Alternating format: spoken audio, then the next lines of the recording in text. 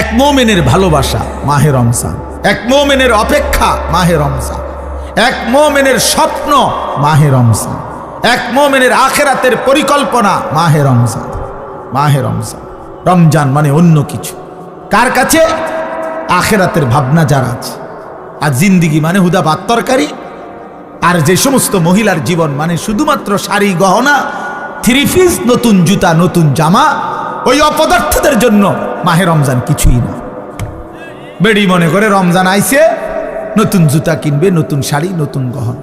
আল্লাহর ফেরেশতা ডাকে, ও ইমানদার নারী, আল্লাহ রহমত দিতেছে গো, এদিকে আও, নাজাত দিবে আল্লাহ, আসো রমজান, মাগফিরাত দিবে।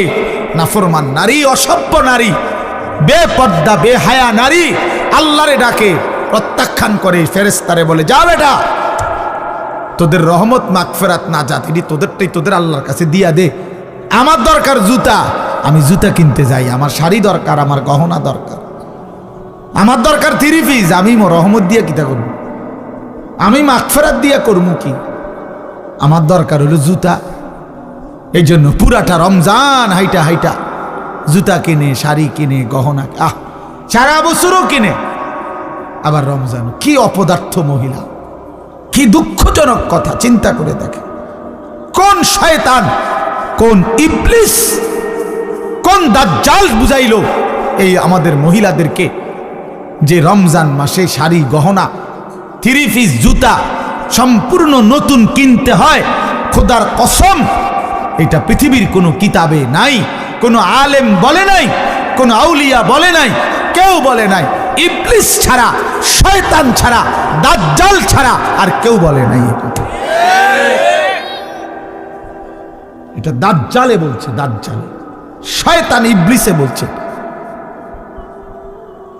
তোমরা ছেলেরাও মনে রাখো, ঈদ মানে নতুন কোনো জুতা না, ঈদ মানে ইবাদত। ঈদ তার জন্য খোদার কসম নবীজি বলছে, ফারাহাতুন ইনদা ফিতরিহি, ঈদুল ফিতরের আনন্দ তো রোজাদারের বেটা। হারাম করে আবার ঈদের আনন্দ কি? সুদখোরের কোনো ঈদ নাই, ঘুষখোরের কোনো ঈদ নাই, মদখোর, নেশাখোর, ফুট্টাখোর, বাবাখোর, ডাইলখোর, হারামখোর, ইয়াবাখোর, এই সমস্ত অসভ্যের কোনো ঈদ নাই। তোর আবার কিসের ঈদ বেটা? হ্যাঁ, বেহায়া নারী, বেপর্দা নারী রাস্তার পুরুষকে হাইটা হাইটা নিজের শরীর দেখাইছে, নাটক, সিনেমা, নর্তকীর নাচ গান দেখছে টেলিভিশনে, এমন অসভ্য নারীর কোনো ঈদ নাই। তোর আবার কিসের ঈদ বেটি? তুই ঈদ দিয়া করবা কি? তুমি তো সারা বছরে বেড়াই দেও, তুই সারা বছরই তো বাজারে আড়ো, তোমার আবার ঈদ কি? তোমার জুতা নতুন কিত্ত মানুষের জুতা কিনছে না, মানুষের কি আটটা নি খালি পায়ে নিয়ে আটে, মানুষের আর কাম নাই, সারা সবাই তোমার জুতার দিকে চাই দেখবো, ব্যাক কর, জুতা কিনছে বডি, 3 দিন লাগাইয়া জুতা কিনছে, 3 মার্কেট ঘুরিয়া মাথার ঘাম পায়ে ফালাইয়া এক জোড়া জুতা চয়েস করছে। আহার বেওকুফ, আহা রমজান, আহারি রহমত মাগফিরাত নাজাত। আমার শায়েখ বলে, হায় মুসলমান, হীরামণি মুক্তা ফেলে দিয়ে মাটির ঢিলা নিলা, মাটির ঢিলা। রমজান ছিল হীরা মণি মুক্তা। রমজানের 1 ঘন্টা আল্লাহরে ডাকলে 70 গুণ গুণা নেকি হইতো, জীবনটা সুন্দর হইতো। করলাটা কি? হীরা মণি মুক্তা ফেলে দিলা, মাটির কতটি ঢিলা নিলা, মাটির ঢিলা নিলা। এক জোড়া জুতা বাবা, কি এটা? একটা শার্ট কি? তুমি আর কোনোদিন শার্ট গাও দাও নাই? তুমি আর কখনো প্যান্ট পরো নাই? তোমার আর কখনো জুতা পরো নাই? আল্লাহর দেওয়া এত বড় রমজান, আল্লাহকে ডাকার কথা। এই জন্য বাবা সবার কাছে অনুরোধ রইল, বিশেষ করে এই আমরা যে কয়জন বসছি, আমার এই এবারের সিজনের এই শেষ আবদার, সবাই আমরা ইনশাআল্লাহ রমজানে আল্লাহর ইবাদত করব, পূর্ণ 20 রাকাত তারাবি আদায় করব ইনশাআল্লাহ। প্রতিদিন, বলো প্রতিদিন ভাইয়া, প্রতিদিন ওয়াদা করো ইনশাআল্লাহ, দিল থেকে। আল্লাহ আপনাকে সাক্ষী রেখে দিল থেকে ওয়াদা করলাম, মাওলা ঈদের চাঁদ উঠা পর্যন্ত তারাবি পড়ে যাব ইনশাআল্লাহ। 20 রাকাত পূর্ণ তারাবি। কয় রাকাত? সবাই বলেন কয় রাকাত? আবার বলেন, আবার বলেন। তারাবি শুধুই 20 রাকাত। তারাবি শুধুই 20 রাকাত। বলেন তারাবি শুধুই 8 রাকাত, কোনো তারাবি নেই। 8 রাকাত বলতে কোনো তারাবি নাই, ধোকা ধোকা। 8 রাকাত বলতে যেই তারাবি বলা হয় এটা ধোকা দেয়, ধোকা দেয়, ধোকা দেয়, ধোকা, সাফ কথা। 8 রাকাত তাহাজ্জুদ, 8 রাকাত আছে তাহাজ্জুদ, ওই যে সাহারির টাইমে উঠা রাত্রিবেলা যেটা পড়ে শেষ রাত্রে, এটারে কয় তাহাজ্জুদ। বুঝেন নাই কথাটা?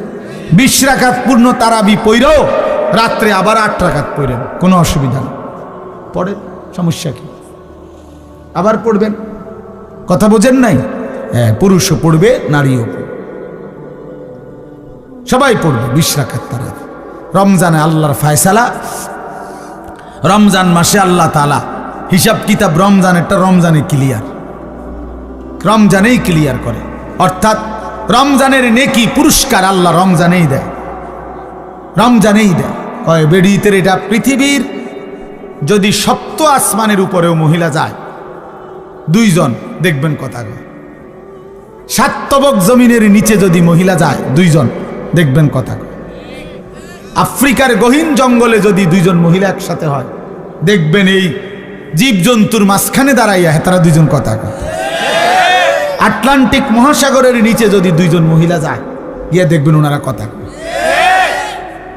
বাকিরা হয়তো তাগরে উদ্ধারের লেগে চিন্তা করতে আছে, তো তারা কথা কইতে আছে। বুঝেন নাই কথা? তারা কোনো টেনশন।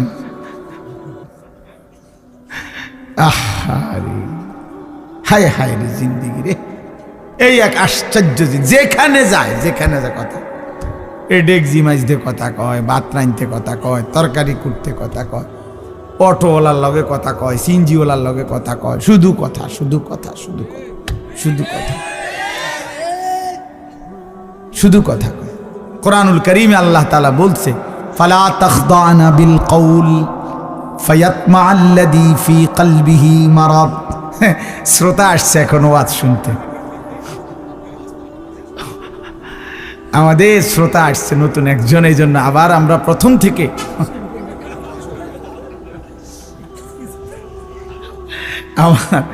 আমার নুরুল আলম ভাই আইছে, চিন্তা করছে আমার কাপড়ের ব্যবসার উপরে জানি কোন বিপদ আসে। সে তো কোম্পানিগঞ্জের বিখ্যাত কাপড় ব্যবসায়ী, আল্লাহ কবুল করে নেন। তো এই জন্য বললাম বাপ, আল্লাহ বলছেন নারীদেরকে, সরাসরি কোরআন শরীফের আয়াত, ইয়া নিসা আন-নবী লাস্তুন্না কা আহাদিম মিনান নিসা। আল্লাহ বলছে, হে ঈমানদার নারী, নবীর স্ত্রীগণ, তোমরা ঈমানদার নারী, তোমরা মুমিন মহিলা, মুসলমান নারী, খোদার কসম কোরআন শরীফের আয়াত। আল্লাহ বলছে তোমরা লাস্তুন্না কা আহাদিম মিনান নিসা, তোমরা ঈমানদার নারীগণ অন্যান্য মহিলাদের মতো নও। তাহলে তোমাদের দায়িত্ব কি? আল্লাহ বলছে ফালা তাখদানা বিল কওল ফায়াতমাআল্লাযী ফি কলবিহি মারাদ। তোমরা কোনোভাবেই নরম সুরে, মোলায়েম সুরে, মিষ্টি কণ্ঠে কোন পর পুরুষের সাথে কথা বলো না। খোদার কসম, এটা কোরআন শরীফ। কেন? ফায়াতমাআল্লাযী ফি কলবিহি মারাদ। আল্লাহ বলে তাহলে যেই পুরুষগুলো অন্তরের মধ্যে লোভ আছে, কামনা বাসনা আছে, তো তারা তোমার ব্যাপারে লোভ করবে, আকর্ষণ করবে, মন্দ খারাপ চিন্তা ভাবনা করবে। বেটির কথা যদি হয় এত সুন্দর, বেটি জানি কেরম সুন্দর। হ্যাঁ, আমরা বললে বলবে হুজুরার খারাপ চিন্তা না, খারাপ চিন্তা না, খারাপ চিন্তা আপনাকে সতর্ক করা, আপনাকে কি করা? সতর্ক করা। আল্লাহ নিষেধ করছে, ওয়াকুলনা কওলাম মারুফা। এরপরে আল্লাহ বলছে, হে নারীগণ, কথা বলবা কদ্দুর, ঠিক প্রয়োজন যদ্দুর, কদ্দুর। উনার জিজ্ঞাসা করছে বাড়িতে আছে কিনা উনি, তো উত্তর দেওয়ার দরকার কেউ নাই, পুরুষ ঠিক আছে। কোনো মহিলা যদি তাফসীরে আছে, উত্তর দিতে হয় বাধ্যতা হইয়া, কিছু করার নাই, একজন কেউ নাই যে জবাব দিবে, তো এর দূরে বলা উনি নাই। এবং এমন আওয়াজ কথা বলতে হবে, এরকম আওয়াজে ঝাঁঝালো কণ্ঠে, যেন বেড়া বাইরের থেকে বুঝে বাপ রে বাপ, কিন্তু বেডিনি ওইটা কথা তো মনে যেন ফিচার বাড়িয়ে না, ফিচার বাড়িয়ে না। আল্লাহ বলছে ওই বেটা হয়তো চা দোকানে বদনাম করবো তার বউয়ের কথা, আপরে বাপ, মনে হয় যেন খরখরাই না মানে আওয়াজ। তো মানুষ বদনাম করবে, আল্লাহ তাআলা ওই নারীর ইজ্জত বাড়াবে, আল্লাহ নেকি দেবে, খোদার কসম নেকি দিবে। আমনে কোন সময় আইছেন, আহারে একটু আগে আইলেন না, এরম জানলে তো আমি একটু কইলাম বলে রাখলাম বলে হেপাটারে, আয় হারি আপনি কইবেন না, আপনি আইবেন, ইনি কথা আপনার এত কথা নিজে গেছে। তো আপনি এই সমস্ত ফাঁকনা আলাপ করেন কীর্তেন পণ্ডিত, আপনার বেটি বলছে এগুলো কথা কইতে, এত কথা কইতে, আপনি বলবেন শুধু বেটা নাই, এটা না কইবেন, বুঝেন নাই কথা? হ্যাঁ, আল্লাহ বলছো ওয়াকুলনা কাওলাম মারুফা, নারী তুমি শুধু প্রয়োজনীয় কথাটুকুই বলো, এর বেশি না। ওয়াকারনা ফি বুয়ুতিকুন্না, ঘরেই অবস্থান করো। ওয়ালা তাবাররাজনা তাবাররুজাল জাহিলিয়াতিল উলা, বেহায়া বেপর্দা নারী হয়ে ঘরের বাইরে বের হয়েও না, যদি একান্ত প্রয়োজনে বের হতেই হয় শতভাগ পর্দা করে বের হও। কি মনে করছো বাবা, তোমারে ছেড়ে দিছি আমি একদম, তুমি আমার বাঁধন থেকে মুক্ত? না না, আল্লাহ তাআলা বলেন ইলা রব্বিকা মুনতাহাহা, তোমার রবের নিকটেই তোমার শেষ ঠিকানা, তোমার শেষ সমাপ্তি তোমার রবের কাছে। ইলা রব্বিকা ইয়াউমা ইদিনিল মুস্তাকার, আল্লাহ বলেন তোমার রব আল্লাহর নিকটেই তোমার প্রত্যাবর্তন স্থল। ইলাইহি তুরজাউন, আল্লাহর নিকটেই তোমরা ফিরে আসবে। ইলাইয়াল মাসির, আল্লাহ বলেন আমার নিকটেই তোমাদেরকে প্রত্যাবর্তন করতে হবে। ইলাল্লাহি মারজিউকুম জামিআ, আল্লাহর নিকটেই তোমাদের সকলের প্রত্যাবর্তন স্থল। তুরাদ্দুনা ইলা আলিমিল গায়বি ওয়াশ শাহাদা, প্রকাশ্য এবং গোপন সব কিছু জানেন সেই মহান সত্তা আল্লাহর নিকটেই তোমাদেরকে ফেরত আনা হবে। এইভাবে আল্লাহ তাআলা একটা আয়াত, অগণিত আয়াতের মধ্যে এই কথা বলছে, বান্দা তোমার আমি ছেড়ে দেইনি, তুমি লাগাম ছাড়া না, তুমি মুক্ত না, স্বাধীন না, তুমি আমি আল্লাহর হুকুমের অধীন, তুমি আমার সিদ্ধান্তের অধীন। আমার ফয়সালা ছাড়া তোমার জিন্দেগির একটা হাত পাও, একটা নিঃশ্বাসও আসা যাওয়া করে না। আল্লাহর নবী সাল্লাল্লাহু আলাইহি সাল্লাম বলেছেন মানুষের প্রতিটা নিঃশ্বাস ভিতরে ঢোকে বের হয়, তো আল্লাহ তাআলার কাছ থেকে অনুমতি নিয়ে ঢুকে অনুমতি নিয়ে বের হয়, আলাদা আলাদা, প্রত্যেকবারেই আলাদা আলাদা অনুমতি নেয়, অনুমতি নিয়েই ঢুকে অনুমতি নিয়েই বের হয়। তাহলে আমাদের একটি নিঃশ্বাস আমার আয়ত্তে না, আল্লাহ তাআলার হুকুমের অধীন, হুকুমের অধীন। এই জন্য কোরআন শরীফে আছে, মক্কাবাসী নবীজির কাছে জানতে চাইছে যে মুহাম্মদ বলো তো রূহ কি জিনিস। আমরা বলি না ওনার রূহের মাগফিরাত, ওনার রূহ চলে গেছে, এই রূহ কি, কি চলে গেছে? কি গোশত পড়ে গেছে নাকি নাক পড়ে গেছে, না কান পড়ে গেছে, না আড্ডি পড়ে গেছে, কি হয়েছে? রূহ চলে গেছে মানে কি? লোকটা মৃত্যুবরণ করছে মানে কি? রূহ কি?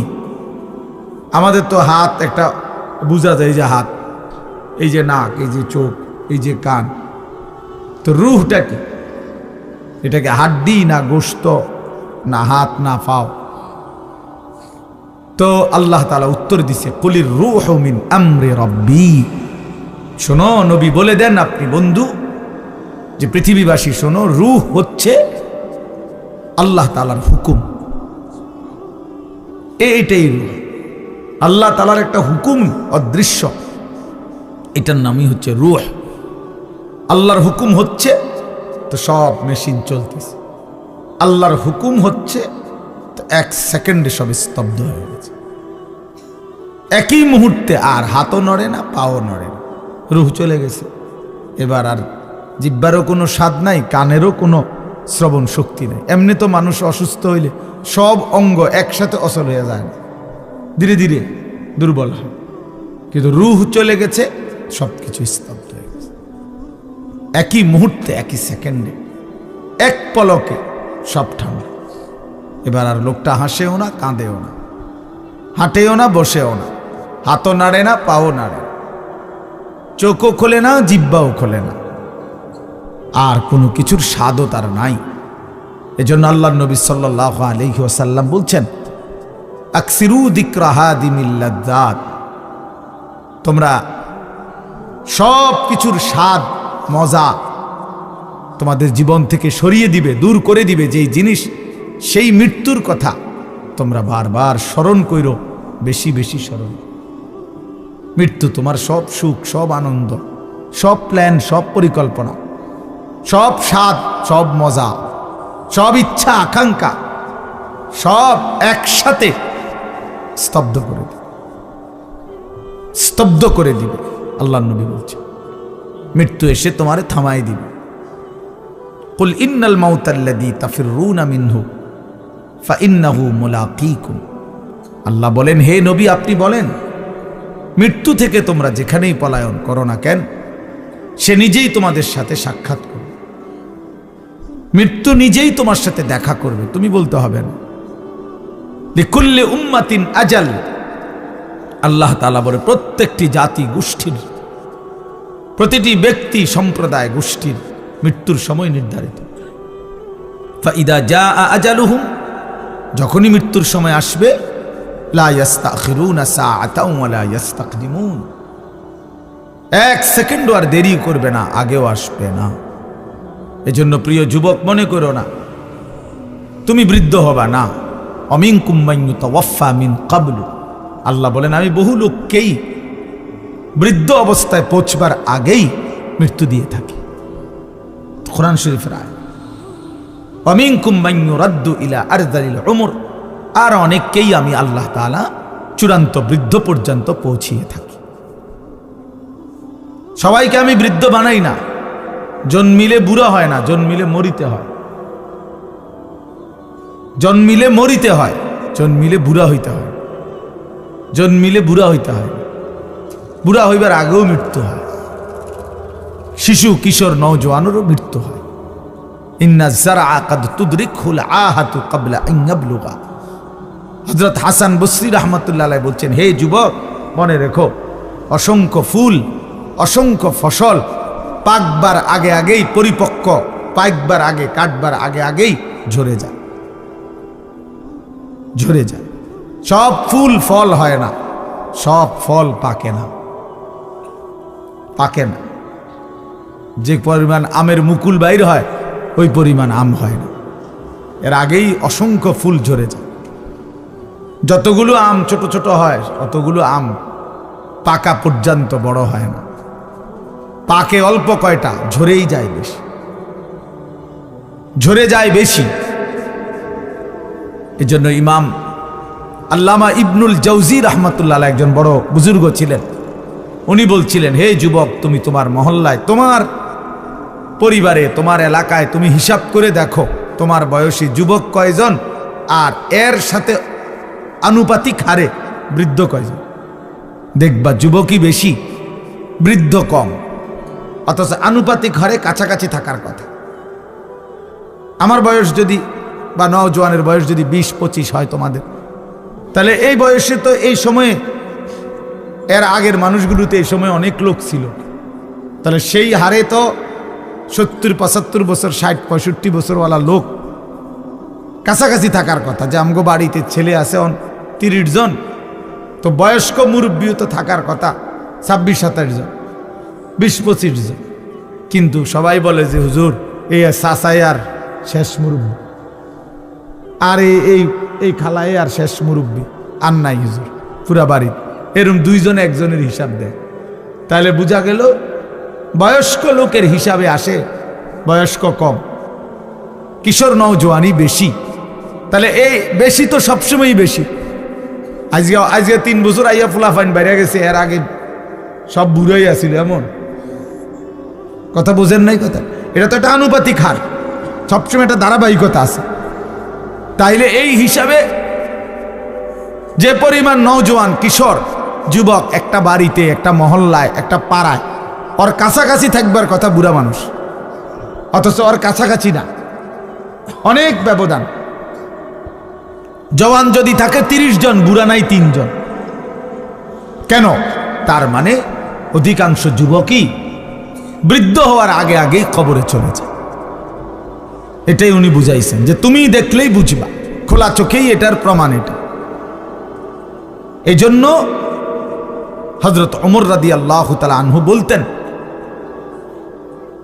কুল্লা ইয়াউমিন ইউকালু মাতা ফুলান মাতা ফুলান ওয়ালা বুদ্দা মিন ইয়াউমিন ইউকালু মাতা ওমর।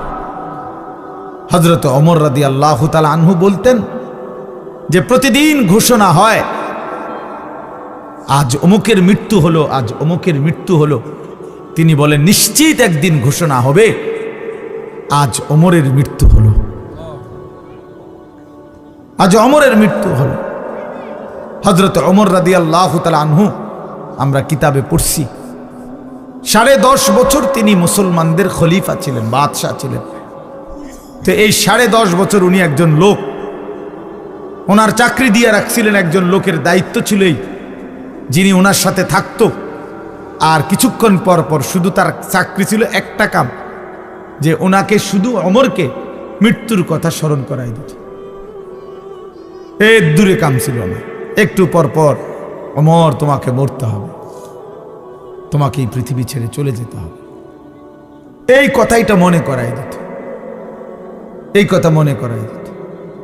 হ্যাঁ, এক বুজুর্গ বলছেন যে জানাজার লাশের সামনে দাঁড়িয়ে তুমি একবার হলে ভাইবো যে এর পরের লাশ হয়তো তোমার জানাজা, পরের লাশ। এই আমার ড্রাইভার যে আবু বকর ভাই হয় বলতেছে, ওর আপন মামা মামি পরশুদিন সকালবেলা খেতে গেছে, শরীয়তপুর মাদারীপুর বাড়ি। তো ক্ষেতের পাশে আপনার কারেন্টের লাইন কেমনে মনে গোপনে লাগাইছে, যে খেয়াল করছেন, দুজন একসাথে খেতে যাইতেছিল, আপন মামা মামি, বয়স্ক মানুষ, কাজের জন্যই যাইতেছে খেতে, দুইজনেই কারেন্টের শর্ট করে একসাথে মারা গেছে, একসাথে, স্বামী স্ত্রী। আজকে জানাজা হয়েছে। কি আশ্চর্য পৃথিবী! গত সপ্তাহে ও সহ আমরা যশোর যাব, তার ওখানে থাকমু কোথায়, ওখানে রুম ঠিক হইছে। আমরা পদ্মার পারে, ও নিজেই বলছে হুজুর এখানে মাহফিলে আজকে না খাই, পদ্মার পারে ইলিশ মাছ দিয়ে ভাত খাবো। ঠিক আছে, আমরা অসুবিধা না, আমরা তো এদিক দিয়ে যাবো পদ্মার। এই সব প্ল্যান প্রোগ্রাম, গাড়ি তো উঠছে, গাড়ি চালাইতেছে, কিছু দূরে মাথায় খবর আসছে যে হের শাশুড়ি মারা গেছে, তো আবার ফিরে চলে গেছে। তাহলে মানুষ ভাবে এক, ফায়সালা হয় ভিন্ন, ফায়সালা ভিন্ন হয়, মৃত্যু এসে থামায় দেয়। এজন্য এই রাত গভীরে আমাদের এটা ভাবা উচিত। এই নীরবে একজন হলে একজন, আমি আগেই বলছি, শ্রোতা কোনো সমস্যা না, কম না বেশি এটা কোনো, তারার মাহফিলে লোক হইছে, তারার মাহফিলে লোক হইছে না, না লোক হইলেই কি না হইলেই কি, এটা কোনো বিষয় না।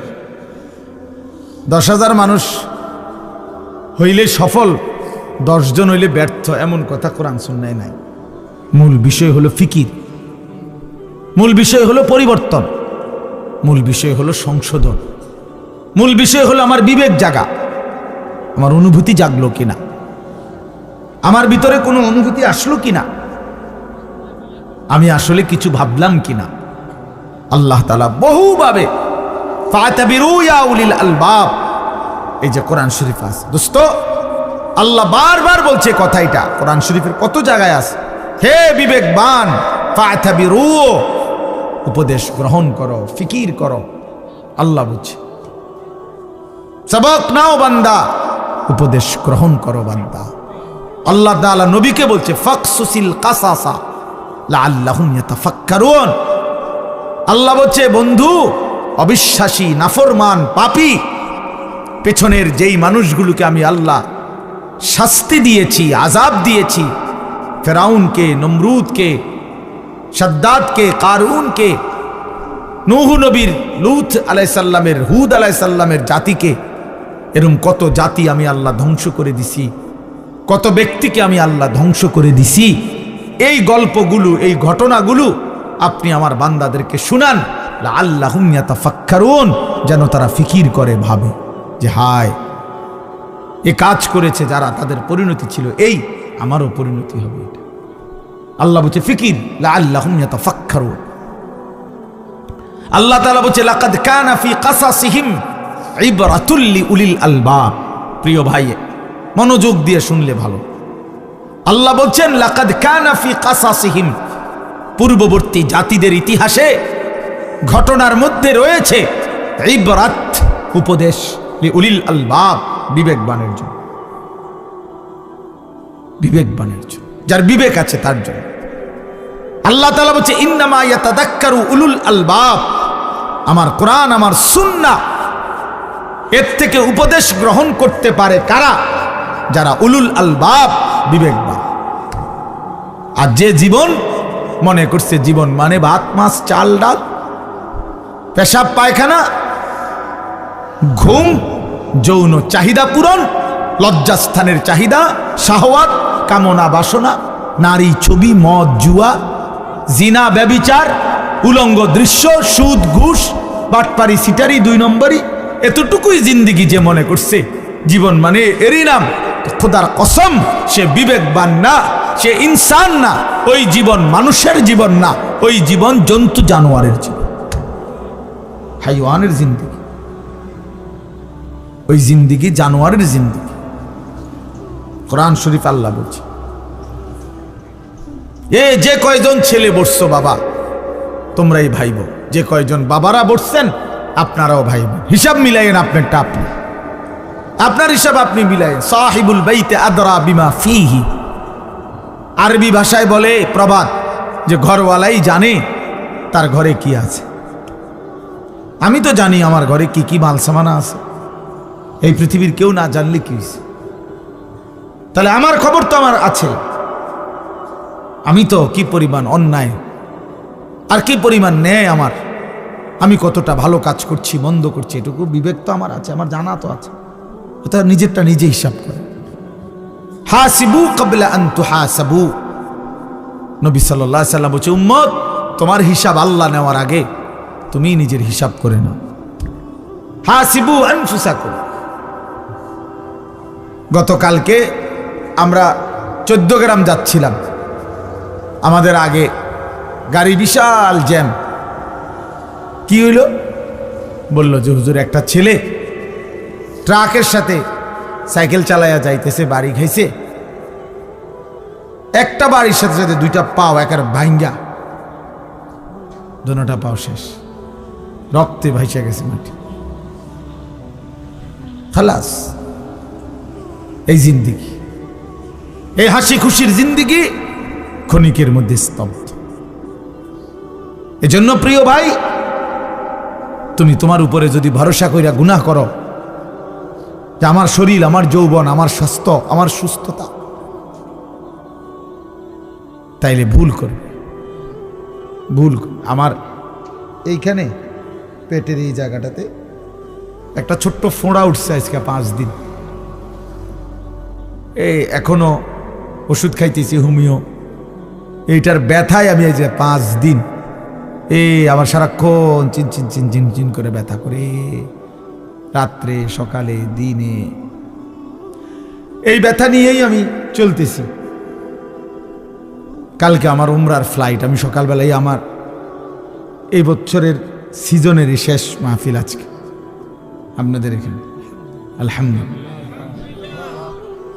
কালকে সকালেই আমি 7টা বাজে ইনশাল্লাহ চলে যাব, দুপুরবেলা আমার ফ্লাইট, উমরার ফ্লাইট, মদিনা শরীফ যাব ইনশাআল্লাহ, আল্লাহ যদি নেয় ইনশাআল্লাহ। তাইলে আমার ভাই, তো আমার বলার উদ্দেশ্য হলো এই একটা ছোট্ট ফোঁড়া, এইটা এক সাইডে, আমার বাকি শরীরে সব কিছু ঠিক আছে, কিন্তু এই এক ছোট্ট ফোঁড়ার যন্ত্রণায় আমার সারা শরীরের মধ্যে ব্যথা অনুভব হতেছে, অশান্তি লাগতেছে, অস্বস্তি লাগতেছে। তাইলে প্রিয় বন্ধু, আল্লাহ তাআলা যে আমাদেরকে সুস্থ রাখতেছে, এ তো আল্লাহর দান, এ তো আল্লাহর দান। অতএব কি হিসাবে আমরা নাফরমানি করছি? যারা নামাজ পড়ে না কেন পড়ে না? যারা আল্লাহকে মানে না কেন মানে না?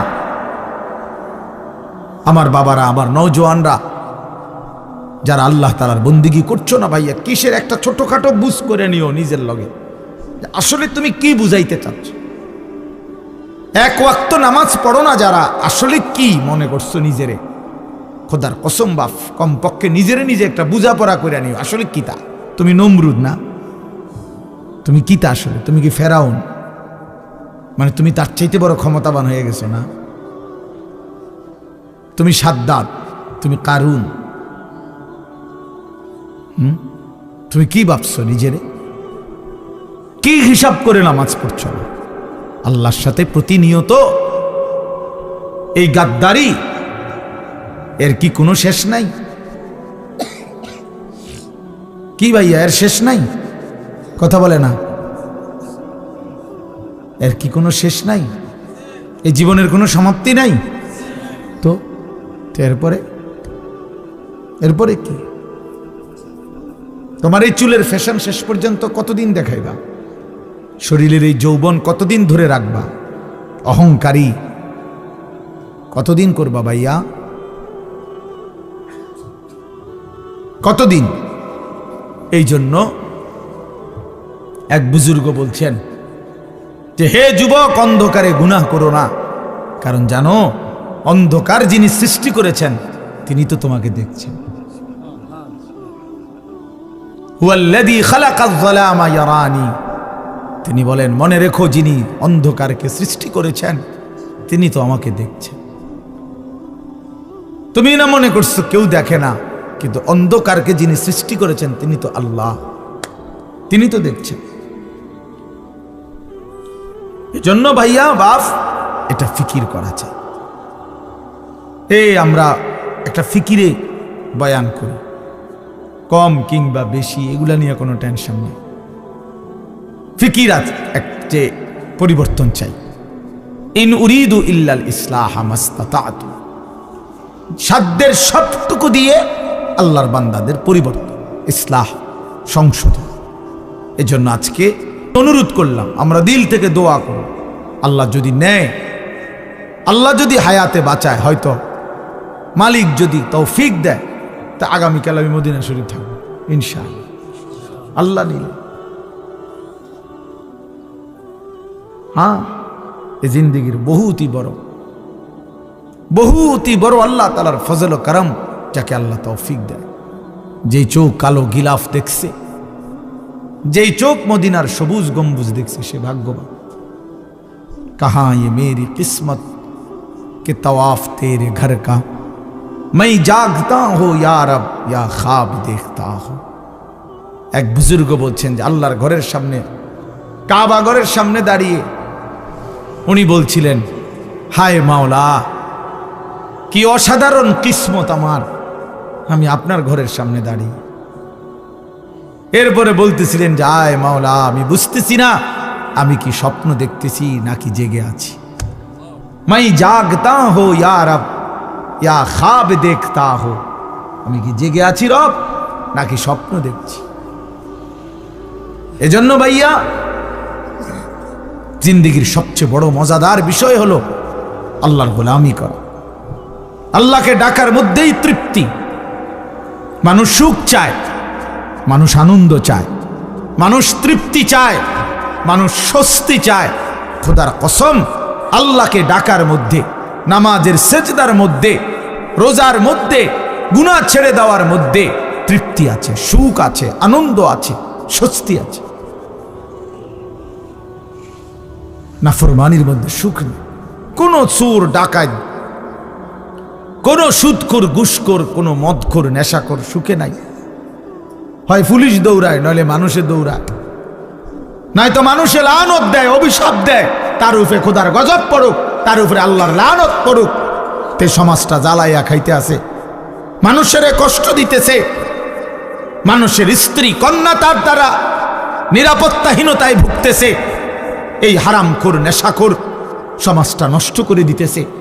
এই সুদখোর হারামখোর মানুষের টাকা রাক্ষসের মতো চুষে খাইতেছে। এরকম কোন লানত ছাড়া, অভিশাপ ছাড়া আর কিছুই জোটে না, আর কিছুই জোটে না, আর কিছু জোটে না। এই জন্য আমরা ফিকির করা উচিত। ইয়া আইয়ুহাল্লাযীনা আমানুত্তাকুল্লাহ ওয়াল তানজুর নাফসুম মা কদ্দামাত লিগাদ ওয়াত্তাকুল্লাহ ইন্নাল্লাহা খাবীরুম বিমা তা'মালুন। রব্বুল আলামিন বলেন, হে ঈমানদার মুমিন, আল্লাহকেই ভয় করো। তুমি না মুমিন, তুমি তো কালেমাওয়ালা বান্দা, তুমি হিন্দু না, বৌদ্ধ না, তুমি তো বান্দা ইহুদি না, খ্রিস্টান না, কাফের না, মুশরিক না, তুমি তো মুসলমান। তুমি কেন আমাকে ভয় করবা না? আমি যদি বলি আমার সন্তানকে যে বাপ তুই তো আমার ছেলে, বাপ তুই কেমনে আমারে বাপ ডাকবি না? তুই সন্তান যদি আমারে বাপ না ডাকো বাপ, তাইলে আমার জীবনের আর পাইলাম কি? আমার জীবনের আর দেখলাম কি?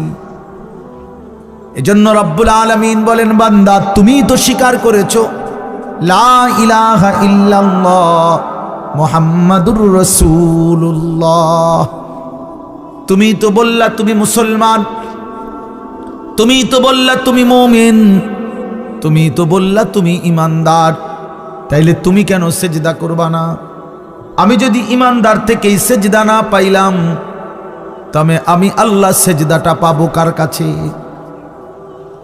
আমার মুমিন বান্দা যদি আমি আল্লাহকে ভয় না করে, আমার গোলামি না করে, তো বান্দা বলো না আমাকে ভয় কে করবে? কার জন্য আমি কোরআন নাজিল করলাম? কার জন্য আমি শ্রেষ্ঠ বন্ধুকে পাঠাইলাম?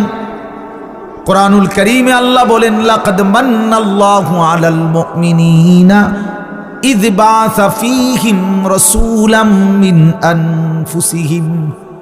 আল্লাহ বলে, বান্দা শোনো না বান্দা, আসমান জমিন চন্দ্র সূর্য আলো বাতাস রোদ বৃষ্টি সাগর পানি ক্ষেত ফুল ফল ফসল খাদ্য খাবার স্ত্রী সন্তান দালান বিল্ডিং ঘর মাটি, এগুলো তো আমি সকলকেই দিয়েছি।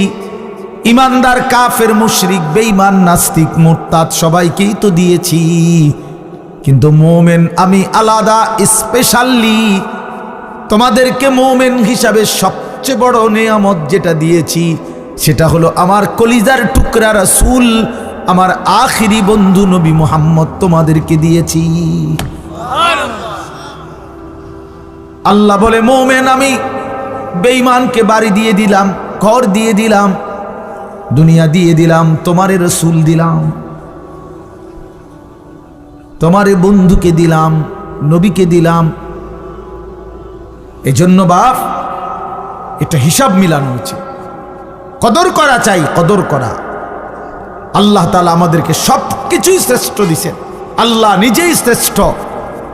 আমাদের নবী মুহাম্মদ সাল্লাল্লাহু আলাইহি সাল্লাম তিনি সর্বশ্রেষ্ঠ, এবং আমাদের কিতাব কোরআন এটাও সর্বশ্রেষ্ঠ, আমাদের ধর্ম ইসলাম এটাও সর্বশ্রেষ্ঠ।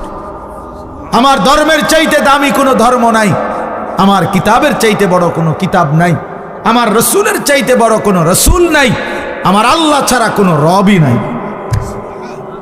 বানানেওয়ালা নাই, পালনেওয়ালা নাই। তাহলে আমার তো সব আছে, আমার আল্লাহ আছে, আমার রসুল আছে, আমার কোরআন আছে, আমার ধর্ম আছে, ইসলাম আছে। আমি কেন নষ্ট হব? আমি কেন চরিত্রহীন হব?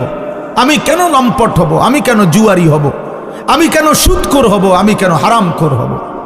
আমার স্ত্রী কেন বেপর্দা হবে? আমার স্ত্রী কেন বেহায়া হবে? কেন? কিসের অভাবে আমরা ভুল করলাম? কি কারণে আমরা হেরে গেলাম? এই জন্য দোস্ত আমার, বন্ধু আমার, আল্লাহ তাআলা এটা বলছেন যে বান্দা আমি তোমাদের জন্য ইয়া আইয়ুহাল্লাযীনা আমানু কুতিবা আলাইকুমুস সিয়ামু কামা কুতিবা আলাল্লাযীনা মিন ক্বাবলিকুম লাআল্লাকুম তাত্তাকুন। আল্লাহ বলে, বান্দা সারা বছর আমি তোমাকে ডাকছি, আমার গুনাহ ছেড়ে দাও, আমার নাফরমানি ছেড়ে দাও, তাকওয়া অবলম্বন করো।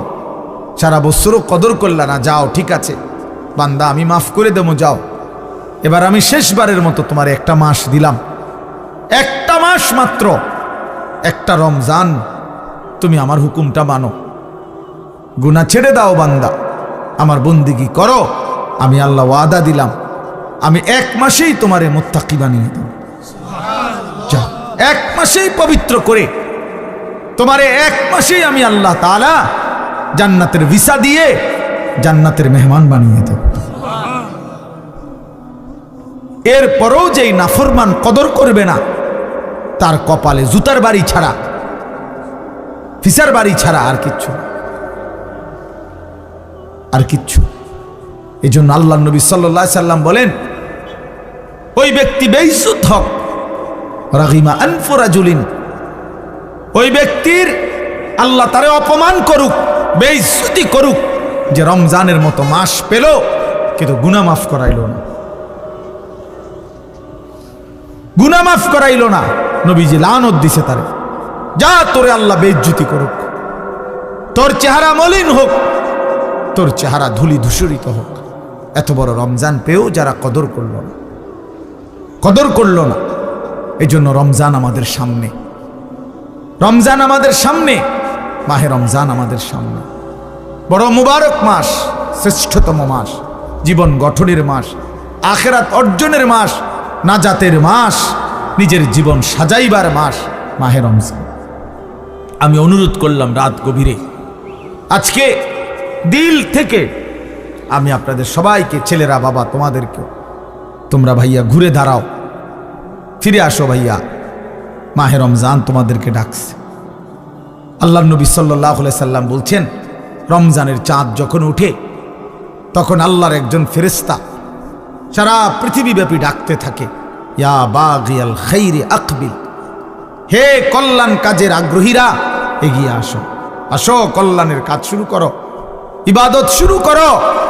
প্রতি সেকেন্ড আজকে এই রমজান তোমাদের আল্লাহ হীরামণি মুক্তা বানায় দিবে।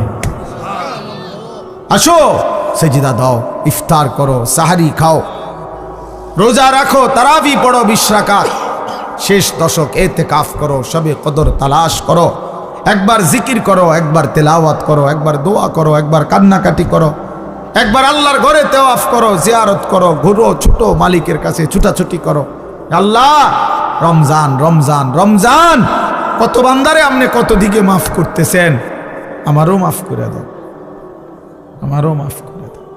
মান সামা রমাদানা ঈমানান ওয়া ইহতিসাবা গুফিরা লাহু মা তাকাদ্দামা মিন যামবি। আল্লাহর নবী সাল্লাল্লাহু আলাইহি সাল্লাম বলেন, রমজান মাসে যে পূর্ণ ঈমান রেখে সওয়াবের আশা করে করে রোজা রাখলো, আল্লাহ তার পিছনের সমস্ত গুনাহ মাফ করে দিলেন। ওমান কামা রমাদানা ঈমানান ওয়া ইহতিসাবা গুফিরা লাহু মা তাকাদ্দামা মিন যামবি। ওমান কামা রমাদানা ঈমানান ওয়া ইহতিসাবা গুফিরা লাহু মা তাকাদ্দামা মিন যামবি। আল্লাহর নবী সাল্লাল্লাহু আলাইহি সাল্লাম বলেন, রমজান মাসে যে রাত্রিবেলা 20 রাকাত পূর্ণ তারাবি পড়লো, রাত্রি জাগরণ করলো, তাহাজ্জুদ পড়লো, তারাবি পড়লো, সেহরি খাইলো, দোয়া করলো, কান্নাকাটি করলো, রাত্রটা লম্বা ইবাদতে কাটাইয়া দিল, খোদার কসম আল্লাহর নবী বলেন আল্লাহ তার পিছনের সব গুনাহ মাফ করে দিল। তাহলে দিনে রোজা রাখলো, পিছনের সব গুনাহ মাফ। রাতে জেগে থেকে আল্লাহর ইবাদত, একবার তারাবি, একবার ইশা, একবার সাহারি খাইলো, একবার তাহাজ্জুদ পড়লো, রাত্রি গভীর পর্যন্ত আল্লাহর কাছে দোয়া করতে থাকলো। আল্লাহ বলেন, পিছনে নবী বলেন, দিনেও পিছনের গুনাহ মাফ, রাতেও পিছনের গুনাহ মাফ। তার রইল কি? এই বান্দা জান্নাতি হবে না তো কে জান্নাতি? কে জান্নাতি? আল্লাহর নবী সাল্লাল্লাহু আলাইহি ওয়াসাল্লাম বলছেন, কুল্লু আমালি ইবনি আদম লাহু ইল্লা সিয়াম। প্রত্যেক আমল বান্দা করে থাকে নিজের জন্য, অর্থাৎ নিজের আখিরাত, নিজের নেকির আশায়, নিজের জান্নাতের আশায়, ইল্লা সিয়াম। আল্লাহ পাক নবীজি বলছেন, বান্দা শুধুমাত্র রোজা রাখে শুধুই আল্লাহ তাআলার মহব্বতের আশা, আল্লাহর সন্তুষ্টির আশায়। এখানে মূলত বাস্তবিক অর্থেই রোজাই একমাত্র বিধান, যেই বিধানে মানুষকে ফাঁকি দেওয়ার একদম সহজ সুবিধা। নামাজ তো কথা বলার সুযোগ নাই। আপনি মসজিদে আসেন নাই, আমি দেখছি, আমি ছিলাম মসজিদে, আপনারা আমি দেখি নাই জামাতে। আপনি যদি কোন আমি এই মাত্র জামাতে নামাজ পড়ছি, তো আপনি এটা মিথ্যুক না, কথা বোঝেন নাই আপনি। আমি তো আপনি অন্যান্য ইবাদত লুকানোর সুযোগ কম, কিন্তু রোজা এমন এক ইবাদত যে ইচ্ছা করলে আমি লুকাইতে পারি। মানে আমি গোপনে খাইয়া আইসা আমি যদি বলি আমি রোজাদার, কোনো অসুবিধা নাই, লোকে বিশ্বাস করব হ্যাঁ রোজাদার এবার, কারণ এটা তো আলগা কোনো সিমটম নাই, আলাদা কোনো চিহ্ন আছেনি যে এটা বুঝানোর যে রোজা রাখলে এবার একটা হাত খুইয়া পড়ে অথবা নাক এক সাইডে চলে যায়, এরকম কিছু আসেনি। তাহলে এটা তো আলাদা বুঝাইবার কোনো চিহ্ন নাই, শুধুই আল্লাহর প্রতি বিশ্বাস, আল্লাহর প্রতি ঈমান, এটাই একমাত্র রোজা রাখতে তাকে কি করে, উৎসাহিত করে। না মানুষেরও তো সে ধোঁকা দিতে পারেই, কিন্তু নামাজ তো না পড়া বলবো কেমনে, হজ না কইরা কইব কেমনে আমি হজ হিসাব, উমরা না কইরা কেমনে কইব আমি আল্লাহর ঘরে গেছি, কোরআন শরীফ না পড়া কেমনে কইব যে আমি কোরআন শরীফ খতম করছি। আমনে চাই পড়া হুনান চাই কদ্দু, আপনি কোরআন শরীফ তো পড়তে নে পারেন না, আপনি কেমনে খতম করছেন, ধরা খাইবেন না আপনি। এই সব আমল লুকানোর সুযোগ কম, কিন্তু রোজা লুকানো যায়। আমি খাইয়া আইসা কইলাম আমি রোজাদার, তাহলে কারো বুঝার কোনো উপায় নাই।